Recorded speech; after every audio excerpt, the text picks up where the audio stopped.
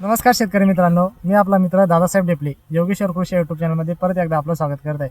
शेतकरी मित्रांनो, तुम्ही बघू शकतात आज मी सीडच्या कांद्याच्या प्लॉटमध्ये आलेले। प्लॉट जर बघायचा झाला तर तुम्ही बघू शकतात एकदम सारखा प्लॉट आहे। त्याला आता गोंडे पण यायला सुरुवात झालेली आहे आणि तुम्ही बघू शकता प्लॉट हिरवेगारपणा दिसतोय, कुठेही तुम्हाला पिवळेपणा दिसणार नाही। पाते पण एकदम सरळ आहे, तिथं करप्या तुम्हाला करपा कुठंतरी थोडाफार जाणवल, पण मग तुम्ही बघू शकता प्लॉट एकदम चांगल्या पद्धतीने डेव्हलप झालेला आहे। आता हा जो करपा तुम्ही बघत आहे थोडाफार याच्यावर करपा दिसत आहे, इथं आतमध्ये नाही घ्यायचं। तुम्ही जर बघितलं तर इथं थ्रिप्स इथं राहत असतो, तर इथं बी तुम्ही म्हणजे लक्षपूर्वक शेतकऱ्यांनी काळजी घेऊन तिथं लक्ष द्यायचं असतं की याच्यावर थ्रिप्सचा वगैरे पण अटॅक आहे का, करपा कुठं दिसत आहे का, या गोष्टी बघून नाही का तिथं तुम्ही फवारणी घेणं गरजेचं आहे। तुम्हाला सांगू इच्छितो, जेव्हा पण हे जे कांदा पीक जेव्हा गोंड्यामध्ये येतं, तुम्ही बघा हे छोटे छोटे गोंडे त्याला दिसू राहिले, हे गोंड्यामध्ये येतं त्यावेळेस नाही का तिथं गॅस पॉयझनची फवारणी टाळणं खूप गरजेचं असतं।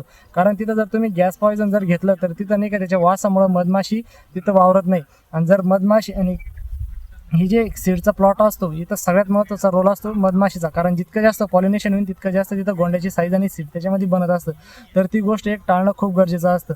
कांद्याच्या प्लॉटमध्ये तसं सांगायचं झालं तर बुरशीनाशक, करपा झाला तर चांगल्या पद्धतीचं बुरशीनाशक तिथं घ्यायचं। आळी जर असेल तर आळ्याला मी जसं म्हटलं तुम्हाला गॅस पॉयझन सोबत जायचं नाही, तिथे तुम्ही इमॅमेक्टिन घेऊ शकता किंवा बायोलॉजिकल आळीमध्ये पण तुम्ही तिकडे जाऊ शकता, पण गॅस पॉयझनची आणि उग्र वासाची फवारणी तर टाळणं गरजेचं असतं, जेणेकरून मधमाशी प्लॉटमध्ये येईल समजा। तर ह्याच 2-4 गोष्टीवर जर तुम्ही नियोजन केलं तर तुम्हाला 100% सीडच्या कांद्यामध्ये चांगलं यश भेटेल। तर चला शेतकरी मित्रांनो, अशाच पद्धतीने नवीन व्हिडिओविषयी आणि नवीन तंत्रज्ञानाविषयी जाणून घेण्यासाठी तुम्ही आमच्या चॅनलला सबस्क्राईब करू शकता, आणि आमचा हा जर व्हिडिओ तुम्हाला आवडला तर आमच्या चॅनलला फॉलो करायला विसरू नका। चला, धन्यवाद।